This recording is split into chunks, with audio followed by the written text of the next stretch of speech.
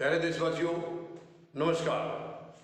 प्रधानमंत्री महोदय ने अभी जो 2022 के असेंबली इलेक्शंस के यानी विधानसभा चुनाव की जो गिनती हुई है 10 मार्च को, इसके परिणाम आने के बाद उन्होंने ये कहा है कि 2022 के जो चुनाव नतीजे हैं ये 2024 का संकेत हैं।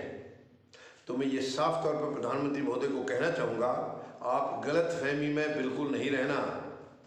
इन चुनावों से तो पूरे देश को एक ऐसा सबक मिला है, ऐसा सबक लिया है जनता ने कि वो आपको सबक सिखाने के लिए अभी पूरी तैयारी कर रहे हैं। क्योंकि जनता को नहीं मालूम था कि इतनी बड़ी धांधलेबाजी आप इन चुनाव में करेंगे।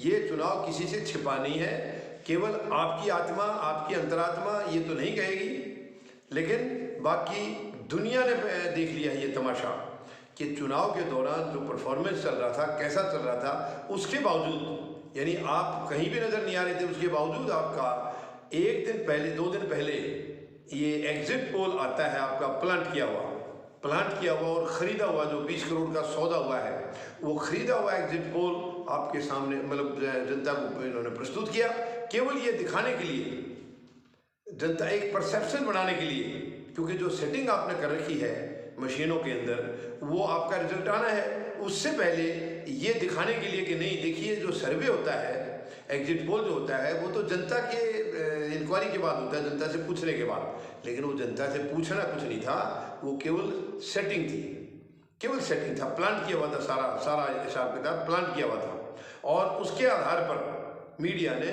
जिसकी कीमत ले रखी थी वो अपना फर्ज अदा कर दिया। लेकिन ये पूरी जनता जान चुकी है और देश की जनता कसम खा चुकी है कि अब इनको 2024 में सबक दूसरे तरीके से सिखाया जाएगा।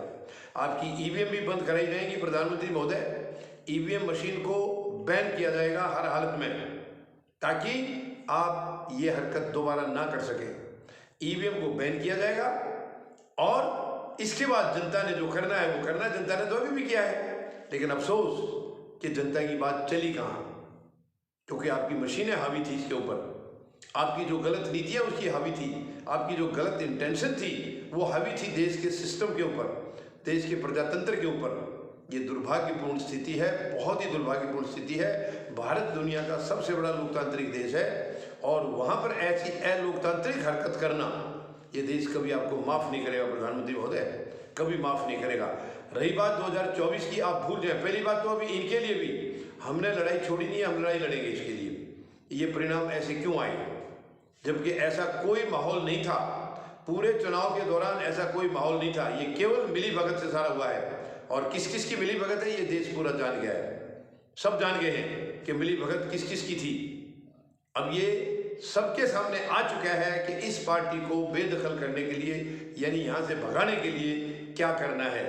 अब वो तरकीब जनता सारी सुन रही है, सारी सुन रही है। आपकी जो स्टेटमेंट वगैरह जो सब जगह से आ रहे हैं और बाकी जो आकलन हो रहा है, जो बुद्धिजीवियों का आकलन है, वो सारा सामने आ रहा है।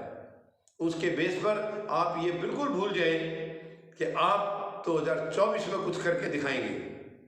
ये बिल्कुल भूल जाएं, आप बिल्कुल भूल जाएं। 24 का सपना आप भूल जाएं, क्योंकि अब 24 ही बचा है जो देश की रक्षा कर सकता है। यानी देश के इस गुलाम होते हुए भारत का जो तस्वीर आप जो बिगाड़ने लग रहे हो, उसको बचाने का एकमात्र तरीका 24 का है। 24 में आपको उखाड़ना ही होगा, आपको भगाना ही होगा, इसके अलावा और कोई रास्ता नहीं है। प्रधानमंत्री महोदय, आपने खुद रास्ता दे दिया है अपने आप का गिराने का, क्योंकि इतनी बड़ी धांधलेबाजी खुद एक देश का प्रधानमंत्री करे, जहां उम्मीद जनता निष्पक्ष की लगाती है कि निष्पक्षता से सारा काम होगा, और वहां हर चीज में पक्षपात। बहुत दुख की बात है, बहुत दुख की बात है। आप प्रधानमंत्री हैं, आपको तो पूरा निष्पक्ष चुनाव करते मतलब कराना चाहिए, ताकि देश की जनता किसी को दोष ना दे सके, बाहर की जनता किसी को दोष ना दे सके, किसी पार्टी को, या आपकी अपनी हैसियत के ऊपर कोई दाग ना लगे। मगर आपने हैसियत कभी सोचा ही नहीं है, आपकी अपनी कोई हैसियत तो कोई रही नहीं है। रही प्रधानमंत्री के पद की हैसियत, आपने उसको भी मिट्टी में मिला दिया। तो ये बहुत दुख की बात है। अब किसी भी कीमत पर देशवासी बर्दाश्त नहीं करेंगे जो आपने ये इन चुनाव में करके दिखा दिया है। अब इसको बर्दाश्त नहीं करेंगे। हालांकि आवाज़ें और भी उठ रही हैं। ममता बनर्जी ने भी कहा है कि ये गलत तरीके से पेश किया गया सारा काम, बिल्कुल गलत तरीके से। लेकिन अभी तक अखिलेश यादव की तरफ से अभी क्यों कोई आवाज़ नहीं उठी है? ये थोड़ी, हालांकि अंदर लेवल में तो अपने में वो बात कर रहे हैं कि हम इसका विरोध करेंगे, लेकिन अब तक तो उनकी जनता को सड़क पर आ जाना चाहिए था, क्योंकि ये नाजायज़ हुआ है, जो भी हुआ नाजायज़ हुआ है। तो उनके पास तो आधे से ज़्यादा यूपी उनके साथ नज़र आ रही थी, आज वो कहाँ है? क्यों सड़कों पर नहीं आए अभी तक? क्यों देश को इकट्ठा करने के लिए इन्होंने अपनी प्लानिंग नहीं की है? तो ये बड़ी दुख की बात है कि ये लोग कहीं ना कहीं गलत सिस्टम से आगे, इसके आगे झुक जाते हैं, नतमस्तक हो जाते हैं ये भी। इसीलिए अपोजिशन कमज़ोर है, क्योंकि या तो इसका मतलब यही है कि इनमें भी कमियां हैं, इनके अंदर कमियां हैं, कोई ना कोई भ्रष्टाचार के केस हैं जो केंद्र सरकार की अलमारी में उनकी फाइलें हैं, और ये कहीं ना कहीं समझौता कर बैठते हैं। मगर मैं फौजी जनता पार्टी की तरफ से आपको यकीन दिलाता हूँ, इसकी गंभीरता से हम लड़ाई लड़ेंगे। माननीय सर्वोच्च न्यायालय में हम जाएंगे और इसका इंसाफ कराएंगे, ईवीएम मशीन को भी हटवाएंगे। ये मैं आपको दावे के साथ कह सकता हूँ, ईवीएम मशीन रही तो ये देश बचेगा नहीं। अब हम सबको लग करके ये लड़ाई लड़ी है। 140 करोड़ लोगों से मैं निवेदन करता हूँ, आप सब आइए, फौजी जनता पार्टी का हिस्सा बनिए और इस गंदगी को साफ करने में अपनी इस मुहिम में अपनी आप आहुति डालिए। इसी से हम देश को बचा सकते हैं और इसी से उन महान शहीदों के सपनों के भारत का निर्माण कर सकते हैं। धन्यवाद। जय जवान, जय किसान, जय हिंद।